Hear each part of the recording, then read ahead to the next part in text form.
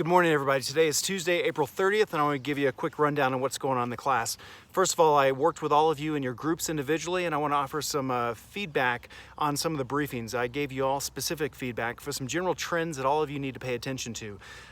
First of all, I saw almost universally a disconnect between the linear logical progression of the brief. It's very clear to me that a lot of your groups divvied up the responsibilities between the end states, between the PMISI, between the desired conditions, problematic conditions, and you kind of segregated the work and then shuffled the deck and pulled it all back together.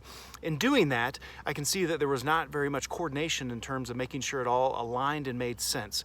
So from top to bottom, like we described in the video and the talks yesterday with you guys, you need to have a linear thread of logic between all of that process so that it all links together. That's really the whole premise of operational design, is aligning your ends, ways, and means to achieve your national objectives. So make sure you're on track, make sure you're looking good at that. Second thing, a lot of the PMISI inputs were just completely whack.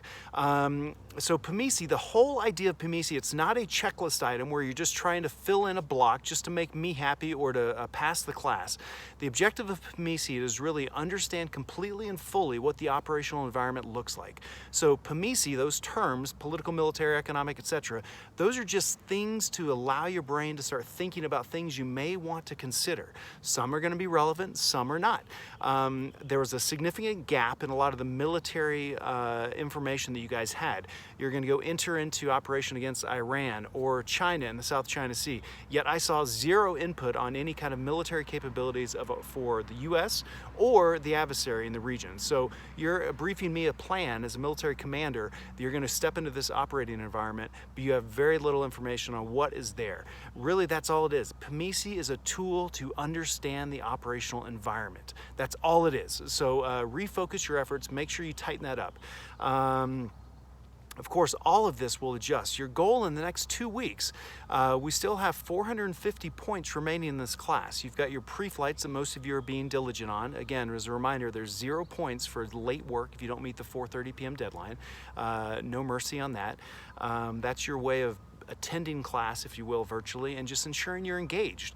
So there's the only measure that we have to make sure that you're plugged into class. So if you miss that deadline, you're marked absent for class and you don't get points for the pre-flight of that day. The group briefing we have coming up, of course, that'll be delivered on lesson 37. I will just be given that, complete with notes pages. That is worth 150 points, 100 of which are just driven by the rubric that is posted to the Teams page under the Files section. So if you're curious to know how am I going to be graded on this briefing, that rubric has been posted on the Teams pages for many, many weeks now, and I've advertised that. So make sure you look at that as a reference point as you build your briefing. The 50 remaining points will be individual effort. So that'll be guided by your peers, but of course I have the ultimate say on that. So I will get some advice on the peers that, hey, Doug was a slacker. He didn't meet us in group chat at all. He was totally disengaged.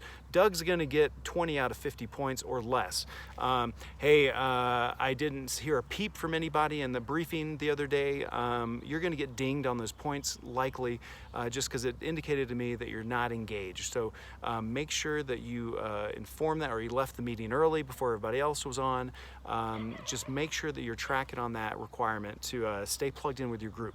And for the next 2 weeks, really your whole goal is to complete the pre-flights that'll hopefully cause you to reflect a little bit more on what we're doing in the operational design process and hone your briefing. I gave every group very specific feedback on exactly where some gaps were. Some of you did a great job, some of you struggled, many of you were in the middle somewhere, but your goal should be to make those briefings tight, because they're going to be 150 points. That's 15% of your grade that is going to be put out and due. So make sure you continue to invest time and energy and effort in making that.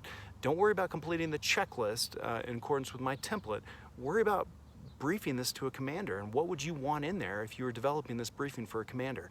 We're looking for a high quality product there.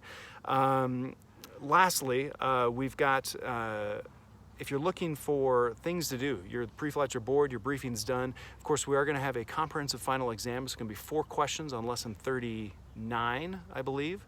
Lesson 38 or 39 is going to be our final exam. It's all posted in the schedule that I provided you guys. It's going to be 4 questions.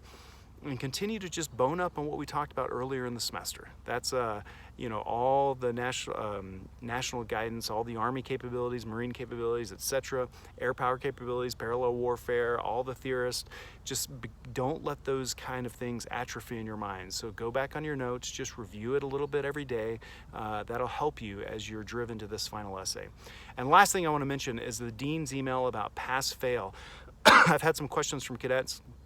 We are not going to do pass-fail in MSS 251. Your grade can go down from what you had at Prague, so that is not how we're adopting that. There's some rumors going around in the cadet wing. I've been told that grades cannot dip below the Prague value. That's inaccurate at all, entirely.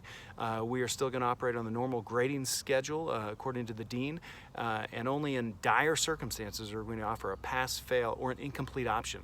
None of you, based on what I'm seeing or heard from you guys, are in the position where you will get an incomplete or you're in a pass-fail situation. So don't hang your hat on the fact that I had a B at Prague, I can't go down, I'm going to do nothing and earn a B in the class. That's not how we're going to work it. I expect we'll still have a good gamut of grades ranging from normally from A to D, with most of the peaks being in the mid-B range. That's kind of what I'm expecting to happen based on historical, teaching this for 3 years now. That's all I got. I know this is a long video, but I want to update you guys on where we stand. If you have questions, holler. I'll still provide some feedback on those pre-flights. My feedback will probably be a little less robust than it's been in the past, but as needed, I will coach you guys on your opposite sign brief as you need help. So thank you very much for your patience. Enjoy the rest of the day.